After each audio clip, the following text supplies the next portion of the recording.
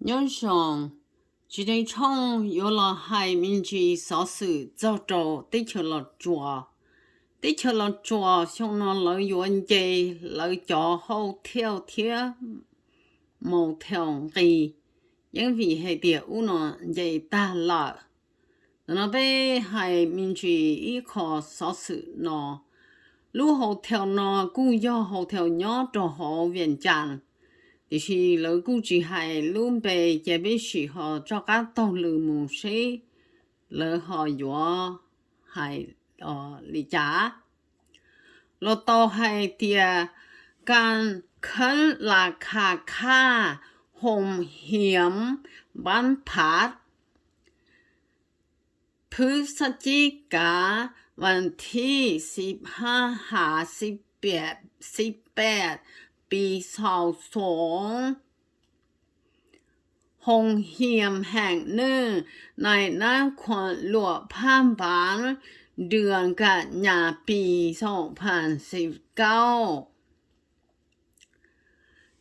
เจ้าของโรงเรียนเลยเหือนพัดที่ประเทศลาวโดยเฉพาะอยู่นครหลวงเวียงจันทร์เมืองวังเวียงและนครหลวงพะบางคันค่าพัดค่าห้องพอปัจจุบันเริ่มเป็นฤดูกาลนักท่องเที่ยวมาเที่ยวหลายหรือหลายคนเอ่ยว่าไฮซีซันนอกจากนี้ราคาสินค้าทุกอย่างก็แพงขึ้นเงินกีบก็เฟ้อและมีค่าอ่อนลงเรื่อยๆอยู่ในความหลวงพะบางซึ่งเป็นเมืองมรดกโลกและก็เป็นเมืองท่องเที่ยวที่สำคัญของเราเจ้าโรงเรียนหรือเจ้าของโรงแห่งหรือผู้ประกอบการโรงเรียนหลายบ้วนขึ้นค่าห้องถึง2 เท่าหรือขึ้นถึง100%ส่วนยังพนักงานต้องหับโรงเรียนแห่งหนึ่งในนครหลวงพะบางที่บอกประสงค์บอกซื้อได้เล่าสาเหตุหรือเหตุผลในการขึ้นราคาเงินเป็นเงินบาทของไทยให้วิทยุเอเชียเสรีฟังในวันที่15 พฤศจิกายนปี22ว่าเพราะว่าส่วนนี้เป็นส่วนไฮซีซันเพิ่งก็เลยขึ้นราคาหน้าหนาวเลยเพิ่มมากขึ้นแต่ว่าส่วนหน้าฝนเพิ่งจะลงราคาประมาณ5 หรือ 600 บาทส่วนนี้ก็ประมาณ 1,000 หรือ 1,200 ก็ประมาณนี้เลยแต่ห้องต้องได้ขึ้น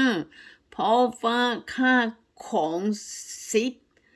มันก็สูงเข้าของมันก็แพงขึ้นแล้วการเงินกีบมันก็เฟ้อมันนี้แม่นโรงเรียนเฮาแม่นเขาเจ้าเศร้าต่อจากเจ้าของที่เป็นคนเหลาขันโบกขันกาโบกคุ้มค่าเศร้าคุ้มค่าน้ำค่าไฟค่าพนักงานจังสันเขาเจ้าก็อยู่บ่รอบพนักงานโรงเรียนอยู่ในความหลวงพะบางผู้นี้ก็ว่าโรงเรียนเลยเหือนพัดที่ขึ้นราคาพัดเสาในระยะนี้ส่วนหลายเป็นโรงเรียน ที่ดีๆจะอยู่ในระดับ1 หา5 ดาวเจ้าของโรงเรียนจำเป็นต้องขึ้นราคาตามฤดูกาลตัวอย่างในระยะเวลานี้ของปีนักท่องเที่ยวจะเข้ามาเยี่ยมอย่างหลากหลายขึ้นราคาก็แพงขึ้นตรงกันข้ามค่าโรงเรียนในยามฝนอย่างฝนก็จะถูกลงใน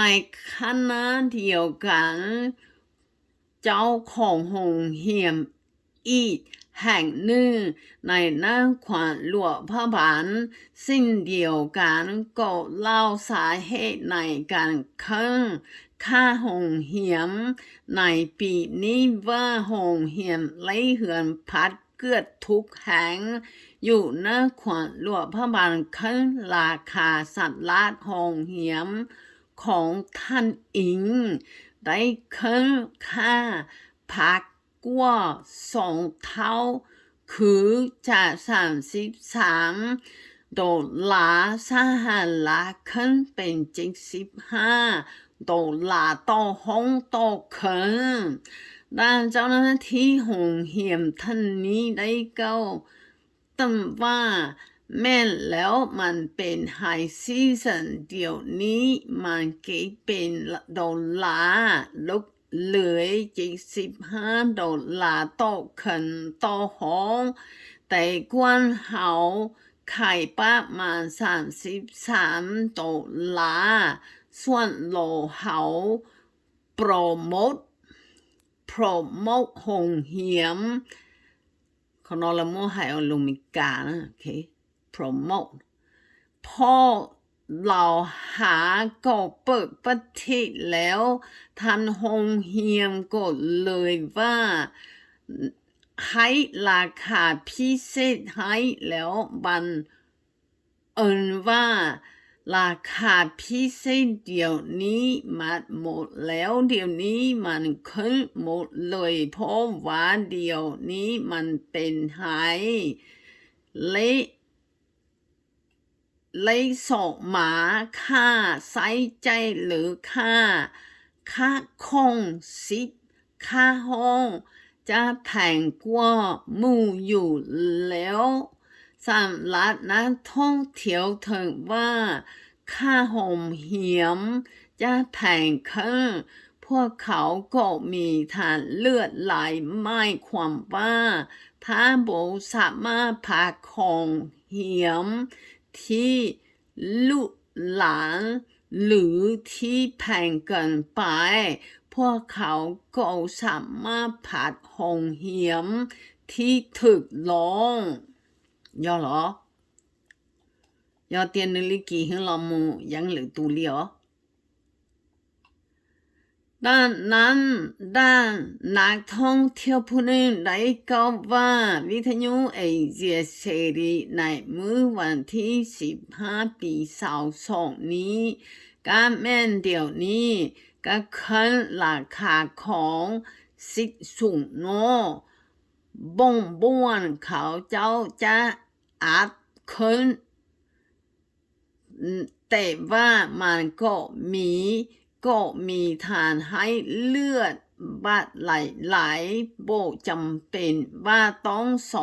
2 ดาวจำต้องนกูจีนกูออเปสโลกาเลียเขาตื้อเทตัวจีเทเขาเดยอมันจะมีหลายโบจำเป็นต้องผัดหัว2 ไว้หรือ3 ไว้แลนการได้ก็แต่เขาเลือกเอาสะดวกว่าเขาสีไหวซ้ำใดส่วนนักท่องเที่ยวอีกคนนึงก็เก้านายท่องเที่ยวทำนองเดียวกับว่ายามนี้เป็นยามค่าพักโรงเรียนแพงโดยเฉพาะโรงเรียนระดับ2 หรือ 3 ดาวขึ้นไปบาง หงเหียมขึ้นราคาค่าพัดก็พ่อโคหลวมเขารวมทำค่าบริการนั่นสิ่งรวมค่าไปครับไปส่งที่สนามบินหรือที่สถานีรถไฟด้านนี้เป็นต้นต่อการขึ้นราคาของโรงเรียนและเขื่อนผัดนี้เจ้าหน้าที่แขวงหลวงพระบางท่านหนึ่งที่บอกประสบบอกซื้อและตำแหน่งก็ว่าเพิ่มแจ้งกันอยู่ว่าห้ามบอกให้สวยโอกาสขึ้นราคาอาหารเพื่อการค้าเพื่อหยังเขาเจ้าลองกวดอยู่ก่อบันเทื่อมันก็สาผ้าบ้านเมืองของเขาทุกมื้อนี้มันก็แปลกหมดอันใดมันก็เพิ่มหมดหันเครื่องของอันใดก็ได้ขึ้นดึงแม่นหยังก็ขึ้นหมดค่าน้ำมันก็ขึ้นการปักขึ้นตลอดปาปุ้งตลอดเจ้าหน้าที่ท่านนี้ซึ่งแจ้งตำว่าที่ผ่านมาเจ้าหน้าที่ที่เกี่ยวข้องก็ได้เจ้าของโรงเรียนและเขื่อนผัดเข้าประชุมและเจ้าหน้าที่ก็ได้แจ้งกฎระเบียบหลักการเกี่ยวกับการขึ้นราคาโรงเรียนและร้านอาหารและห้างอาหารให้ผู้ประกอบการหาทราบแล้วและก็เห็นว่าห้ามสวยโอกาสขึ้นราคาหลายเกินไปเจ้าของโรงเรียนอีกแห่งหนึ่งในเหล่าสีแจงเหตุผลหนึ่งอีกในการขึ้นราคาว่าโรงเรียนจำเป็นต้องขึ้นราคาเพราะสินค้าใช้ในโรงเรียนเกือบทุกอย่างต้องนำเข้าหรือ import จากต่างประเทศและเงินกีบสัมผัสเฟอร์และอ่อนค่าลงทุกมือยอลินอยอโจเขารอจนเนี่ยนะเจป้องกี่เทียจองกี่เนี่ยแต่มาจะชวนน้องจองปังเนี่ยแต่ยังมั่วกี่ว่าหนึ่งเพ่งจอตาลีชวนน้องชวนหมอมันรอจนเนี่ยจีม่วงกี่เจ以前呢，这旅游到有年班，要到地球地这份到，但是呢，有年太天年嘛没顾木到年嘛说，年嘛老那这旅游只穿行了，为的不碰衣，一个木包了，当行李，要你那看那这要古门子里来找，要的记否。phớ tô nữa giờ cho nhiên lo bóng bằng kỳ thổ là giờ mua kỹ và phỏ xì là mù trò cho nên và lỡ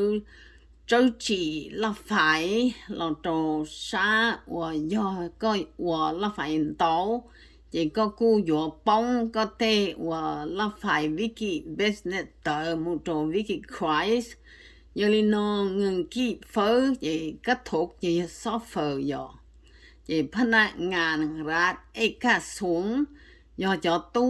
và nói giờ ít cho enterprise business thì chỉ là giờ muốn đầu sa private nó chỉ là giờ nhân nuôi nhân lì cụ trở vậy giờ li nó